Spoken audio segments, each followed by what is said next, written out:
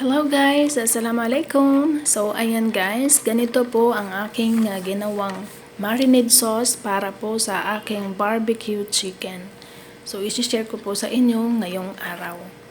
Ang nilagay ko po sa aking marinade sauce ay of course katas ng lemon, paminta, asin, konting suka, konting pampalasa, paprika, mixed spices, and yung tinatawag nilang baharat, Italian spices, olive oil, and of course, bawang.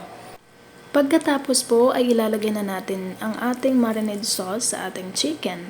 And then, takpan mabuti, ilagay sa ref, and marinate ng 2 hours. Pero mas masarap po pag ito ay nakamarinate ng buong gabi. Kinabukasan ay iisa-isahin na natin siyang tuhugin gamit ang barbecue stick. Pwede niyo rin po lagyan ng dekorasyon gamit ang white onion, yellow, green, and red bell pepper. Thank you for watching!